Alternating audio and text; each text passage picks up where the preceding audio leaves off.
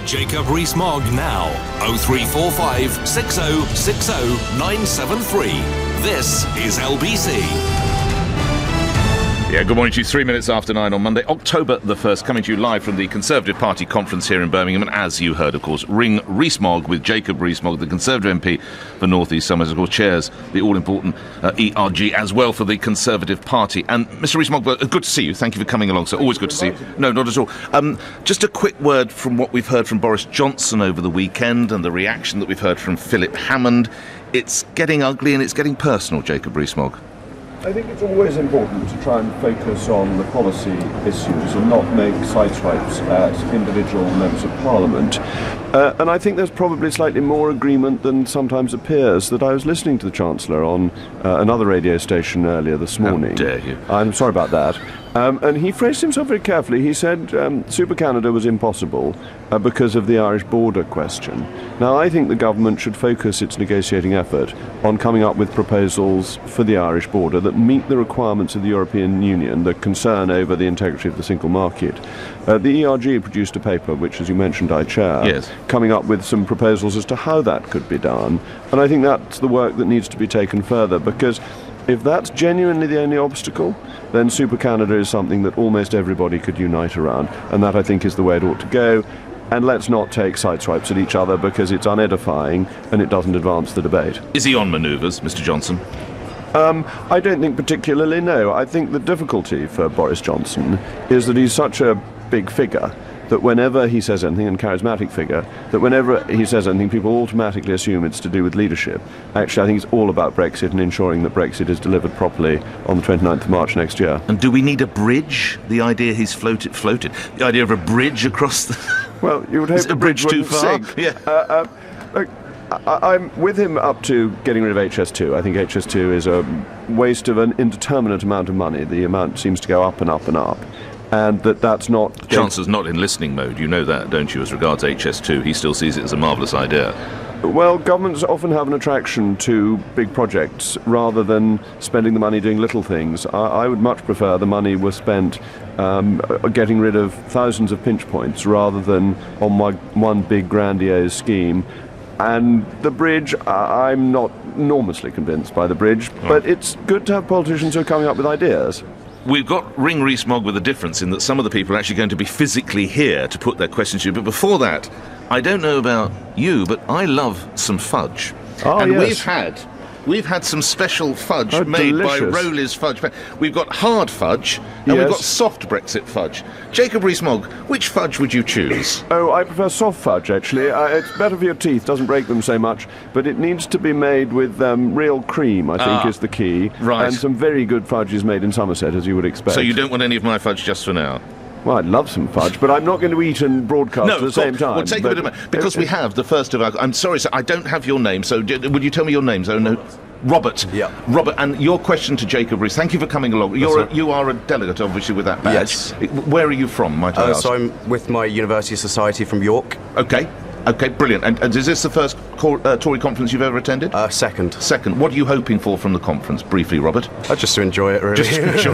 Well, you're next to Jacob. What's your question to Jacob? So my question is, could the ERG have done more earlier in terms of to stop Chequers by maybe releasing the alternative plan beforehand? Well, thank you, Robert, and thank you for coming in. I'm glad to see you're wearing the Brexit Central lanyard, so you must have come along last night to the... I didn't quite get in. You didn't get in? Oh, I'm sorry about that. That's how popular you are, Mr. Rees-Mogg. Well, it was a small room. And members of my family only were allowed. Well, it's a big enough family. It's true, but it's a really important question. The focus for the ERG up until the summer was getting the Withdrawal Act through Parliament. That what we wanted to do was help the Prime Minister make sure she had a majority at every stage as that act went through, and bear in mind that there was some considerable internal Conservative opposition to it, and therefore we didn't want to do anything that was particularly rocking the boat.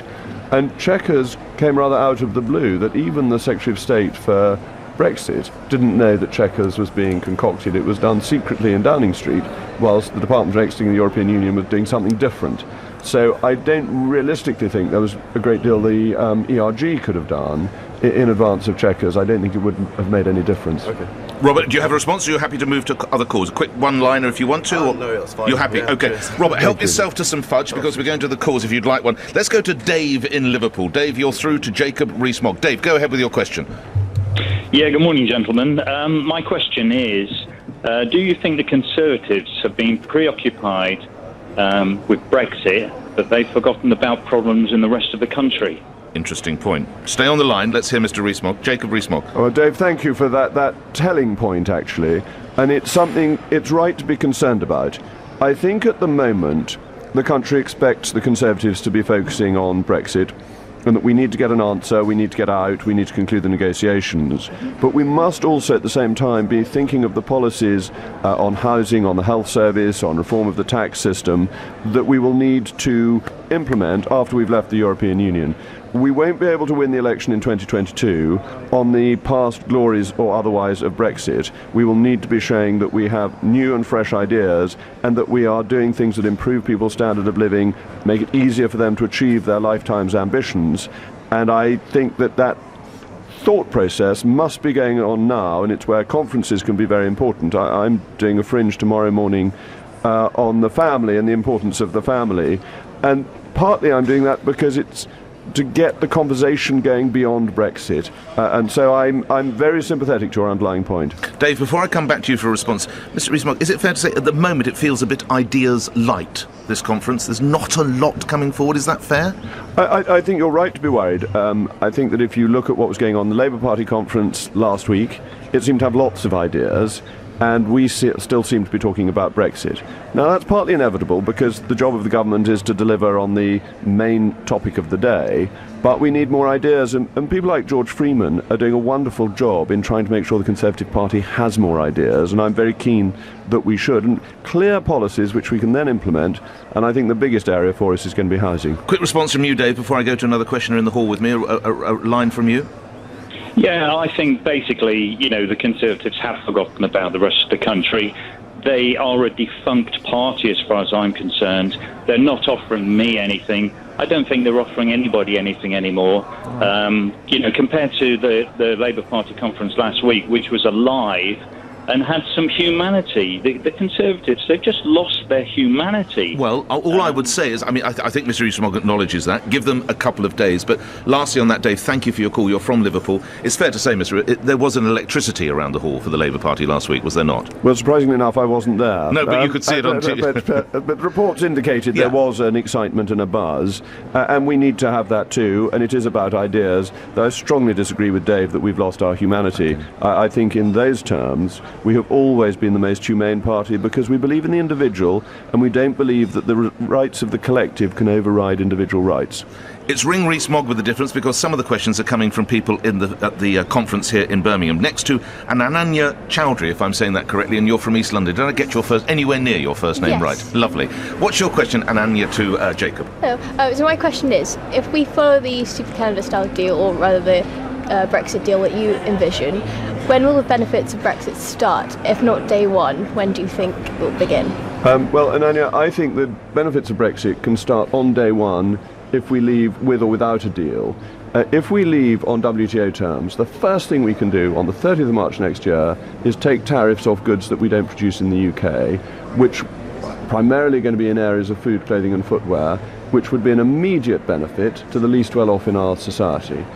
With a Super Canada deal, we can do the same at the end of the implementation period, which becomes effectively the date we leave, again with immediate benefits, and we can reform free movement of people to protect the livelihoods of the lower skilled worker who are most hit by free movement keeping their wage levels down. So I think the big benefit of Brexit, if we do Super Canada, comes early on and is most particularly focused on the least well off in our society. And Anya, do you have a comeback to Mr. Rees-Mogg, or are you happy? Do if you want to, go ahead. I was just wondering, because of the political nature of Brexit, how would you convey that to the electorate, which seem to be very reluctant to accept that? Well, I think there is a problem. It's a good point. It's a very good point. Yeah, it's an excellent point. There is a problem that the government is made up of Remainers who didn't want to leave the European Union in the first place. And some leading figures have a rather Eeyore-ish tone in their approach to Brexit because they're Would that be the Chancellor? Oh, how did you guess? And the Chancellor is a very impressive figure. And very He wouldn't eat intelligent. my fudge, by the way. He declined. It looks delicious. Anyway, I'm worried about the political implications of having soft fudge, but nonetheless, that's what I'm going to have. But he never wanted to leave the European Union, and therefore he inevitably takes a downbeat view of its prospects, because that was the argument for remaining. The argument for remaining was that we couldn't do well outside. People who wanted to leave always thought that was wrong and that the opportunities outside are much better. And those of us in favour of leaving are making that case, are pushing that argument. But obviously the government machine is a big propaganda machine that is putting out a more cautious and downbeat message, and I think that's a pity. And Anya, thank you for going before. Do you mind my asking your age? You don't have to tell me. I'm 18. Is this the first party conference you've ever been to? Yes, it's my first time. What made you want to come to the Conservative Party? Just are you a Conservative supporter, or you're? I'm not a Conservative Party member, but I'm interning at the Adam Smith Institute Right. this year, so I was quite interested in helping out their events. And what do you hope you get out of coming to? What are you looking to learn or achieve? I'm very keen to go to a few of the fringe events, which I had a look over, so Okay. that should be good. Are you going to attend one of Mr. Rees-Mogg? They're sellouts, I hear. Hopefully, it's very popular. I know he is. He's packing the halls. He's doing fantastic. Mind you can only get 10 people in the hall, but he's packing them. And Anya, lovely meeting you. Thank you very much. And if you want to help yourself to some fudge, please. Have it soft or hard fudge. This is the soft fudge. Yeah, there you go for that. Superb. Excellent. Thanks, Thank you for Anya. Have a coming. great conference. Thank Let's you. go to the next caller through to ring Rees-Mogg, and it's Marion in Staines. Marion, you're through to Jacob Rees-Mogg. What's your question, Marion? Good morning. Oh, good morning. Yes, my question is, Jacob, what is your view on the proposal to invite the German president to the Cenotaph this year? This is the idea that, of course, it is the 100 years since the end of World War I, and that the German president will not just attend a ceremony at Westminster Abbey, but would also possibly be invited, although there is concern and it's not confirmed, he'd be at the Cenotaph as well. Jacob Rees-Mogg. Well, Marion, thank you. It's a very important question. I think that reconciliation is very important, and that Germany is now a friendly country, and we are commemorating events that were a long time ago. But actually, I think this is one of those decisions that should be left formally or informally to the Queen, because she is the centre of our commemorations, representing the nation. Even if she won't be laying a wreath herself this year, it'll be done by the Prince of Wales, I think, though that may not. There is a suggestion she's going to try because it's so important. She's going to try because it's so important, that's right. Yeah. And the Queen, of course, lived through the Second World War and is the last head of state with immediate connection to one of the great wars. And if the Queen is happy with it, I would be happy with it. But if the Queen is cautious, I would be cautious. Marion, quick word from you. What do you think should happen as regards the German president? Well, I think it's an intensely personal, humbling and emotional experience. Indeed. I've been there before. Yes. And also I think, yes, he goes as a spectator to the Albert Hall or Westminster Abbey. But I think the Cenotaph is rather like going to a memorial service or a funeral. Right. And everyone there can relate to each other emotionally. Of course, and I it think is where the Commonwealth comes, but and so one wonders whether. But again, I think Mr. Rees-Mogg, obviously, if the sovereign's happy for it, then we should be. Marion, thank you. I'm sorry, I'm moving on. It's a bit difficult with the noise in the hall, so I thank you very much. I hope you can hear me. But we move on to Andrew in Whittam. Andrew, your question to Jacob Rees-Mogg. Go ahead. Good morning to you. Good morning. My question is your opposition to a second Brexit referendum more about fear of losing than it is about democracy? Mr. Rees-Mogg, you put on the spot there. Not really, Andrew. I'm not put on the spot with that at all. I think the idea of second referendum is perfectly ridiculous by people who lost, and they don't like the fact they lost, and they think the people who voted to leave are stupid, and that we didn't know what we were doing, which is balderdash. So no, it's nothing to do with democracy. We've had 3 votes on leaving the European Union. We had the 2015... But we haven't. I know what you're going to, but we haven't really. We have. We had the 2015 general election, and the party proposing a referendum won, and it's widely believed that referendum promise was a key reason why UKIP voters switched to the Conservatives, giving the Conservatives a majority. We then had the biggest democratic exercise in our nation's history. This is true, yes. 17.4 million people voting to leave, and then we had a general election when the Labour Party said it would respect the result. And the party that said it wanted to change it all, the Lib Dems, had a disastrous election. They got a few more seats, but their vote went down. So the reality is we've had a very good and thorough democratic process. The law has been passed, this law must be implemented, and it would be an absolute kick in the teeth for people who voted to leave to say to them, we think you did the wrong thing, therefore you must have another go. That's not democratic, that's condescension. But if it came to it, I think Leave would win comfortably. Because, do you really? Oh, yeah. More than 52 plays 48? Yes, because I think the vote would in fact be on democracy. It would be saying we're not Denmark, we're not Ireland, we don't get bullied by the EU to vote and vote and vote again until we give them the answer that we want. We're a fine, upstanding, stronger nation, and we've made our decision. Thank you very much. And a quick word, thank you for your call. Quick word before we move to your next caller, your next question, who's here in person.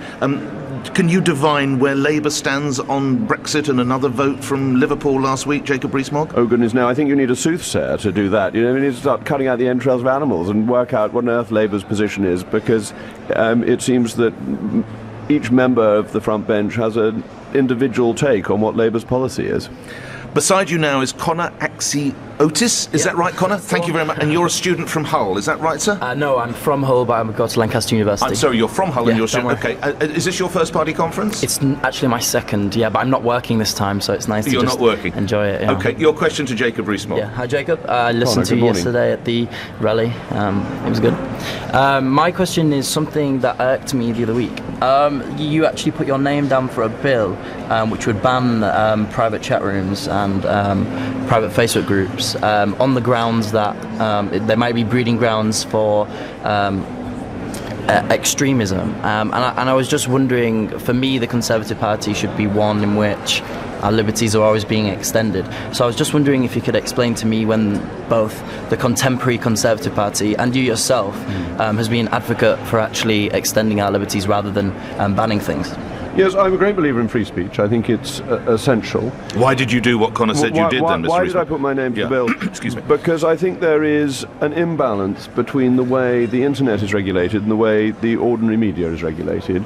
And I think it should be a level playing field. I would actually like to see less regulation of our newspapers and our broadcast media. But if you put a comment on the Daily Mail's website, that is covered by normal media law. If you put a comment on an internet-only website, that is not. And that seems to me to be unfair, unreasonable for our existing publishers and broadcasters. And so I put my name to the bill, say that this conversation would take place. The bill won't go through, it's a 10-minute rule bill, but to add to the possibility of looking at how the internet is regulated in relation to the existing media. And you do have problems. I think Facebook and so on saying that they can't stop paedophile information, terrorist information, and so on is pretty disgraceful. They've got very complex search engines. They know exactly who to send an advert to when it suits them to make money, but they can't stop quite wicked information being bandied about. And I think that's something that needs to be controlled.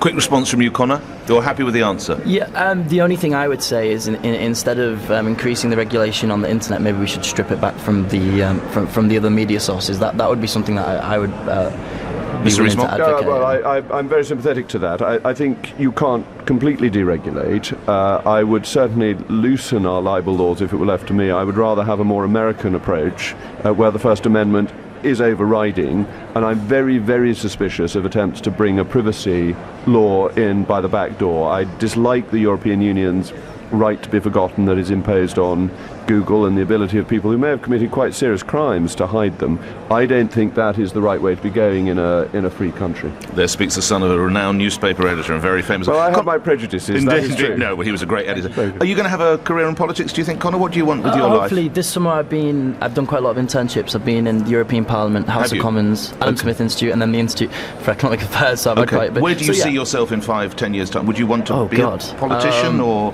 Hopefully a bit more facial hair. No. It'll be called Connor in 5 years' time. It will be called Connor, and then Prime Minister in 10. I hope. Connor, thanks very much. If you want a piece of fudge, we've got soft and hard fudge. I'm quite alright, it's too early in the morning. It's too early in the morning for fudge. All right, we go to other calls. Connor, thank you. James in Sidcup, you are through to Ring Rees-Mogg and your question of Mr. Rees-Mogg. James, good morning. Morning, Nick. Good morning, Mr. Rees-Mogg. Good morning, James. You mentioned earlier that for you the single biggest issue probably at the moment would be housing, and I agree with you. I come from that sector. I've been there for 30, 40 years. Do you think that the increase in stamp duty for foreign buyers of property in Britain is too little too late to solve the housing crisis? Oh, I think it's a complete irrelevance. The issue is building more housing, not making it more difficult for people to buy houses. It's looking at the symptom, not the cause. I think the approach to stamp duty the government's taken over the last few years has made the housing problem worse by making it less flexible and less fluid and reducing the number of transactions. I don't think trying to attack foreigners is at all clever. I think it's an excuse for policy, not a proper policy at all. We need to build more houses. That's the answer. James, a response from you? Well, again, as a specialist, I have to say we're not going to build our way out of this crisis in any meaningful time, particularly in London and the South East. So we must have a strategy to deal with the existing problems we have, and one of them is the private rented sector. I agree, this is absolutely not going to touch the sides in terms of solving the housing crisis. However, I would say that our housing stock should not be part of a global financial market. That's what it's become, Mr. Rees-Mogg. Certainly for the last 8 to 10 years, where Conservatives have been in government, they've talked about this issue, and I do believe, like New Zealand and other countries, and also Hong Kong, we have to have some legislation around buying second properties and investor properties in the UK. James, I've got to finish, only for time, I do apologise. A quick round-up sentence, if you would. In my view, it's an irrelevance. It's too small a part of the market to make any difference, except in very select areas. All right. Let's do some of the questions, that are coming in text, tweets and emails. Wendy in West Wickham, would Boris Johnson make a good Prime Minister? I backed Boris for the leadership in 2016. I've always thought Boris has enormous capabilities and would make an excellent leader once Mrs May has finished her very, very long period, which I hope goes on for years and years. So there's no vacancy as such? There is no vacancy. All right, we move to Mitchell in Loughborough. Mitchell, you're through to Jacob Rees-Mogg. Go ahead. Morning to you. Morning, Mick. Morning, Jacob. Morning, Mitchell. Just following on from David's question, do you think that the overwhelming focus on Brexit as a Conservative is causing yourselves to lose touch with young voters, and moreover, what can and will be done to regain our trust and interest in your party? Mitchell, that's a very interesting question. Why are the Conservatives not making a connection with young people? And I think we saw at the last election that we didn't actually talk to young people at all. We assumed that they wouldn't vote and therefore it didn't matter. I think we need to be talking across the country, actually, about the principles that underlie conservatism. I think at the last election we had all sorts of good policies, but they weren't connected. They didn't have a thread running through them, and therefore it was a slightly pick-and-mix manifesto, whereas the Labour Party had a manifesto that was based clearly on socialism, and that made it in a way more intelligible. And I think we need to focus on the fundamental conservative principle, which is that we believe society is built from the individual up rather than from the collective down, and that the job of a politician is to help people to lead the lives they want to lead and to take obstacles out of their path, rather than telling them what type of lives they ought to lead, which is the socialist approach. If you allow, Mr. Rees-Mogg, that in a way momentum is the sort of radical side of the Labour Party, and for young people it's exciting, it's different, it's new, where is the radical side of conservatism? There doesn't seem to be that sort of wing or that sort of idea, that burning idea coming forth. Is that fair? I think, Mr. Ferrari, that is broadly fair, but I'm not sure I'd want the Conservative Party to have its own version of momentum. So how are you going to get young people in then? How do you get young people in? By engaging, by going to universities. Sam Giemer is doing a brilliant job of going around universities speaking to people. And I know this because I also go, and I find practically every university I've been to, Sam has been to. He's university's minister, I think, university's minister, Giemer, yeah. And he's really active doing that. And I was speaking in Hull University on Friday, and what was interesting about that from my point of view was that the hall was full, the lecture theatre was full, primarily of non-conservatives and people who wanted to engage in ideas. If there is this appetite for ideas, we have to be out there saying what we think as conservatives and how conservatism comes about, and then trying to make that seem exciting, which I think it is. But lastly, is the appeal to young people of something like momentum? They don't care if interest rates go up. They probably will never have a house. So they don't care that it'll be a 14%. So all these ideas that the Labour Party, that you could argue, will bankrupt the country, they don't get it. They're not buying houses in the way that perhaps you and I did as young men. You're absolutely right. And at Hull, I raised the question, who in the audience wanted to own his or her own house by the age of 35? every single hand went up, with the exception of the professor, who was over 35. And this is really important. The Conservatives, it's what I'm talking about, removing the obstacles so that people can lead the lives they want to lead. Most people want to buy their own home. We should be building enough houses to make sure that that is possible for people, and we should be helping them along that road. And schemes like Help to Buy can be very useful in this. The Right to Buy that Margaret Thatcher had was transformative, and we need to get back to that, because actually that is a natural lifetime's ambition, and it makes people conservative because they then have a stake in society. Mitchell, thank you. You're listening to Ring Rees-Mogg. Sorry about the background noise. We're live from the Conservative Party conference in Birmingham. We're probably coming to the last question for today's instalment or episode, whatever you want to call it, and it's Ali in Slough. Ali, you're through to Jacob Rees-Mogg. Go ahead. Good morning, Jacob. Good morning, Ali. Given Mr. Johnson's indelible record of dishonesty and fabrication of public, private and personal and political life over the years, how do you receive his contribution, or the latest contribution he's making to politics? Well, I don't accept your premise. I don't think that there has been dishonesty in his public life. I think he is a very straightforward figure.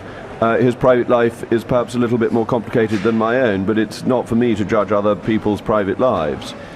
So I think your premise is ill-founded, and that his latest contribution is a very serious contribution to the debate on Brexit and what would be the best way of leaving. But it's put the party possibly at war with itself.